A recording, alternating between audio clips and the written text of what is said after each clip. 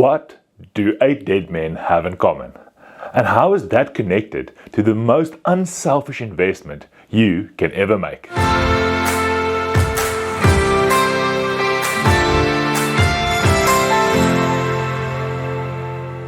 Hello everyone, my name is Hardy Swart. I'm a certified financial planning professional and welcome to the Family Wealth YouTube channel. The story I'm going to share today has a very close connection to my heart. A story filled with tragedy, mystery, and valuable lessons learned. The farm I grew up on was an amazing place. I have amazing memories of running around on the farm, spending time with my friends and my dad.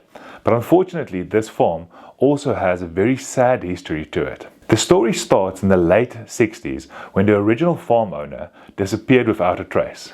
His presence up till today still remains unknown. Our family's connection to the farm started in 1980 when my father took over the farm from a really close family friend of ours. Unfortunately, her husband passed away in a tragic accident while he was installing a tank at one of those big water reservoirs.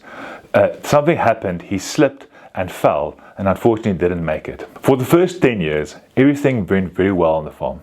My dad managed a successful business and we were all very happy. Then in 1999, this all changed. 3 farmers were driving in a bakkie when the bakkie's front tire burst. The bakkie went into a roll and unfortunately 2 of the 3 farmers passed away. Mysteriously, the 2 men that passed away, both of them lived on the greater farm. Then, in 2003, my father, who drove along a piece of road that he drove every single day of his life, drove into the back of an old tractor and also passed away. Shortly after my father passed away, our farm foreman, Klaas, also passed away from a heart attack at the age of 48. In 2005, our family friend, who lost her husband with a tragic water reservoir accident, lost her second husband, who also lived on the farm, when he was driving back on a long piece of road and drove into a lone standing cow next to the road. But that's not the end of it. The tragedies continue. In 2011, my uncle, Little John, who also stayed on the farm for many years, was driving also with a friend when the friend who was driving the car lost control of the vehicle and they drove into a lone standing tree standing next to the road. My uncle, unfortunately, passed away and his friend walked away unscathed. In 2013, my childhood friend, Scala, was also involved in a tragic car accident and also lost his life. I wouldn't have believed that so much tragedy could befall one farm. Now I can imagine the thoughts going through your head. You must be thinking, what's the sinister connection with the farm? The reality is actually much more grounded. Although these 8 men tragically passed away, many other people have lived on the greater farm over the years, and all of them are still happily alive. With the exception of Klaas, who died of a heart attack, all 7 other men's deaths could have been avoided had they just taken the necessary precautions. Had they worn their safety belts, none of them would have died. And that was proved because in every single situation, the first accident where the bakkie rolled and where the 3 farmers was involved, the one man wearing a safety belt walked away unscathed. And the other situation where my uncle was driving with his friend wore his safety belt, my uncle did not. His friend walked away, my uncle did not. In every single one of these situations, it could have had such a different outcome had they just taken the necessary precautions. So, except for the fact that all 8 men are dead, what do these 8 men actually have in common? The reality is, none of these 8 men had prepared for the unforeseen, and none of them had adequate life insurance. The financial stress that followed the deaths of these 8 men had dire consequences for the loved ones they left behind. In every single situation, the loved ones, their wives and children, were left behind with debt or unsurmountable expenses that they had to cover. Some of these families had to sell their properties just to make ends meet. My own mother had to work 3 jobs just to be able to put food on our table, and one of our friends lost everything after her husband passed away.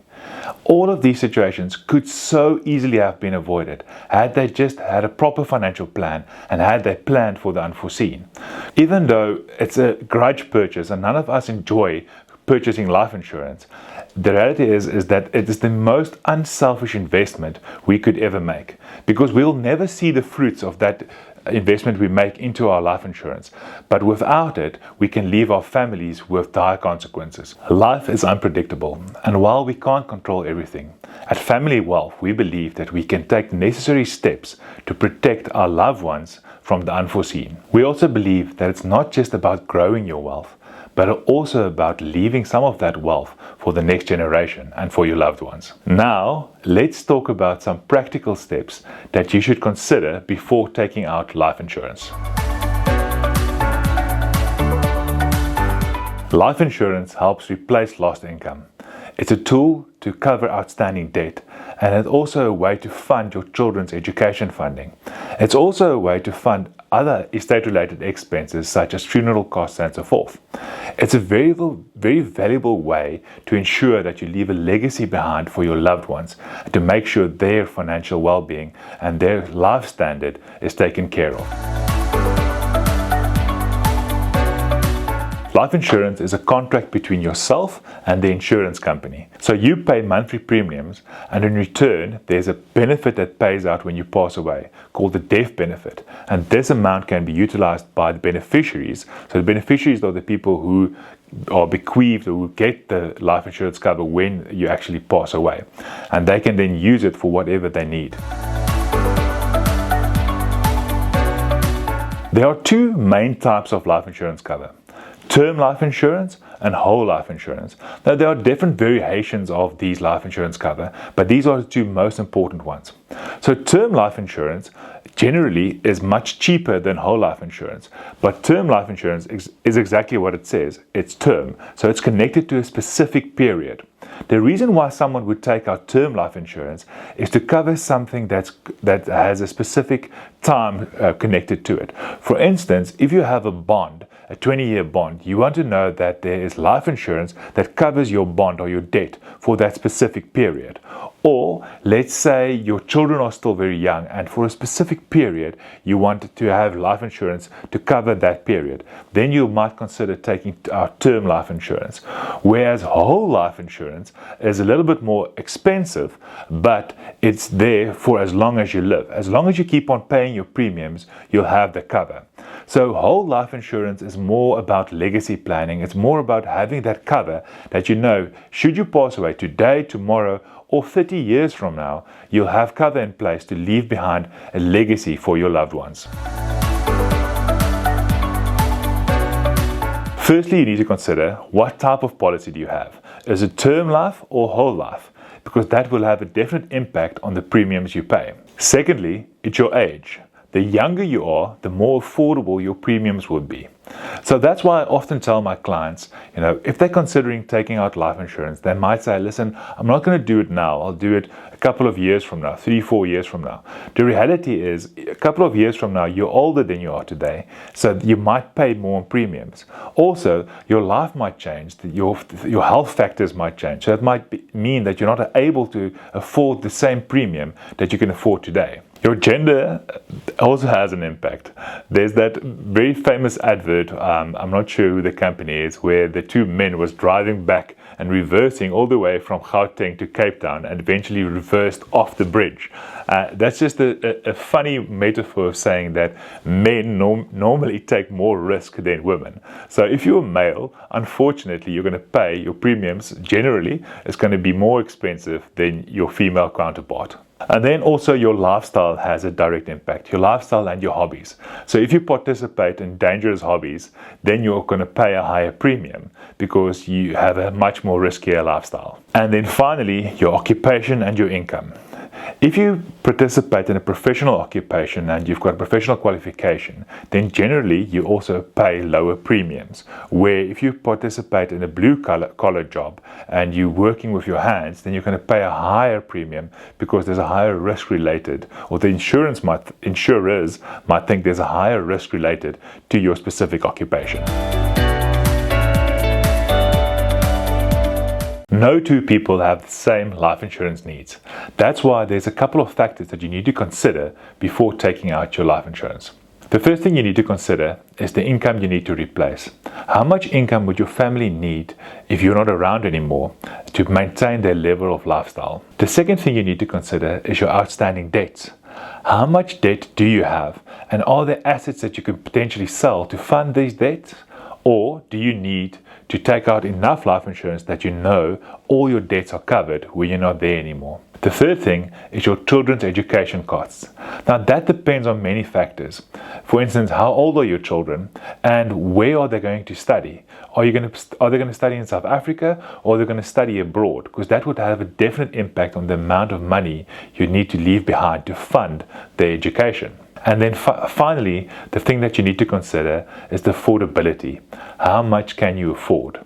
And that is a crucial point, because if you only can afford so much in your budget, then it doesn't help you want a massive life cover, but you can only afford a small portion of that. So when it comes to choosing the right life insurance for your specific needs, I always tell my clients to shop around. Get different quotes from different insurance companies and make sure you find the policy that's right for your specific needs. There are different companies that have different features. Some of them have a lot of bells and whistles that, if you're into that sort of thing, is amazing for that specific thing, like health benefits and points and so forth. And other companies are much more vanilla. So depending on what your specific needs are, I would recommend that you shop around and look for something that's really good for what you need. The second thing that I think is important is to consider working with reputable companies. Working with those companies that have been around for many years. That is super important. You don't want to partner with a company that's only been around for a couple of years, especially these insurance companies. And then when it comes to the payout phase, where your family actually needs the money, the company is not around anymore. So partnering with a reputable company is very important. The final thing is, I would recommend that you consult a professional. Consult a certified financial planning professional, a financial planner that understands your exact needs and that can advise you to take out a policy that would cover everything that you need covered. Also, a person that understands what are the best options available in the market and how can these options fit into your unique circumstances. Finally, when it comes to life insurance, I recommend these 3 points. Start early. The younger you start, the lower your premiums would be. Secondly, shop wisely. Make sure that you partner with the right company that can give you a product that meets your unique needs. And thirdly, remember, life insurance is the most unselfish investment you could ever make. It's not about you. You will never pick the fruits of your labor, but it's about your family and your loved ones and the legacy you leave behind. Thank you for watching. If you found this video helpful, please subscribe to our YouTube channel and like our videos. I'm Hardy Swart. I look forward to speaking to you soon.